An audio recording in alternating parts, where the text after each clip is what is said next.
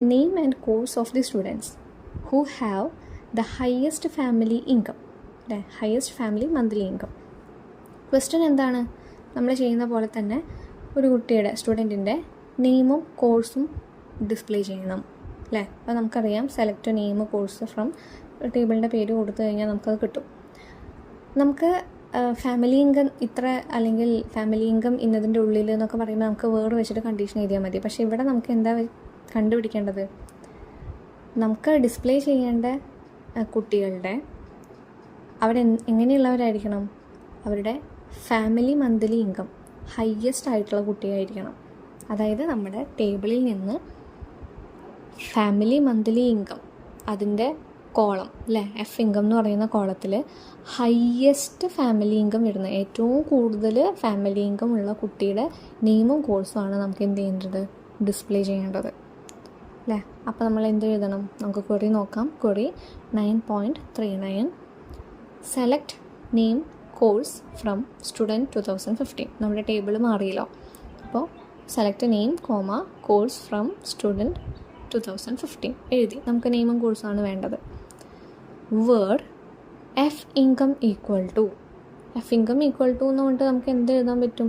ഹയസ്റ്റിന് എഴുതാൻ പറ്റില്ല, കാരണം ഹയസ്റ്റിനെ കണ്ടുപിടിക്കാൻ വേറൊരു ക്വറി നമുക്ക് വേണം. അപ്പോൾ where F income equal to വേറൊരു ക്വറിയായിട്ട് നമ്മൾ എഴുതുക. ബ്രാക്കറ്റിൻ്റെ ഉള്ളിൽ select max of F income അല്ലേ. Select max of F income എന്ന് പറഞ്ഞാൽ എന്താ? എഫ് ഇൻകത്തിൻ്റെ ഏറ്റവും ഹയസ്റ്റ് വാല്യൂവിനെ കണ്ടുപിടിക്കും. നമ്മൾ അഗ്രിഗേറ്റ് ഫംഗ്ഷൻ പഠിച്ചതല്ലേ, അതിലുള്ള ആളാണ് മാക്സ് എന്ന് പറയുന്നത്. അപ്പോൾ മാക്സ് ഓഫ് എഫ് ഇൻകം എന്ന് പറഞ്ഞിട്ട് ഫ്രം സ്റ്റുഡൻറ്റ് 2015 എന്ന് പറഞ്ഞ് ബ്രാക്കറ്റ് ക്ലോസ് ചെയ്യുക, സെമിക്കോളൻ ഇടുക. അപ്പോൾ ഇന്നർ ലൂപ്പാണ് ഈ select max of F income എന്ന് പറയുന്നതാണ് ഇന്നർ ലൂപ്പ്. അതായത് ഇന്നർ ലൂപ്പ് അല്ല, സബ് ക്വറി, ഇന്നർ ക്വറി അതായത് സബ് ക്വറി. അപ്പോൾ select max of F income എന്ന് പറയുന്ന ക്വറി ആയിരിക്കും ആദ്യം വർക്ക് ചെയ്യുക. അതിനുശേഷമായിരിക്കും നമ്മുടെ നെയിമും കോഴ്സും അവിടെ ഡിസ്പ്ലേ ചെയ്യുന്നത്. അപ്പോൾ നമ്മളുടെ സ്റ്റുഡൻറ്റ് 2015 എന്ന് പറയുന്ന ടേബിളിൽ എഫ് ഇൻകത്തിലേക്ക് പോയി ഹയ്യസ്റ്റ് എഫ് ഇൻകം മാർക്കാണ് എന്നുള്ളത് ഫെച്ച് ചെയ്തു. അതിനുശേഷം നെയിമും കോഴ്സും അവിടെ ഡിസ്പ്ലേ ചെയ്തു.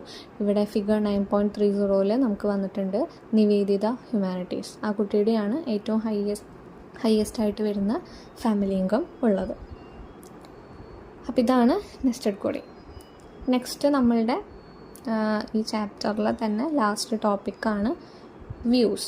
നമ്മൾ തുടക്കത്തിലേ പറഞ്ഞായിരുന്നു ഡാറ്റാബേസിലെ ടേബിൾസ് വ്യൂസൊക്കെ നമുക്ക് ക്രിയേറ്റ് ചെയ്യാൻ പറ്റും എന്നുള്ളത്. അപ്പോൾ നമ്മൾ അപ്പം പറഞ്ഞതാണ് വ്യൂസ് പിന്നെ നമ്മൾ പറയും എന്നുള്ളത്. അപ്പോൾ കോൺസെപ്റ്റ് ഓഫ് വ്യൂസിലേക്ക് നമുക്ക് പോവാം. ഈ വ്യൂ എന്ന് പറയുന്നത് ഒരു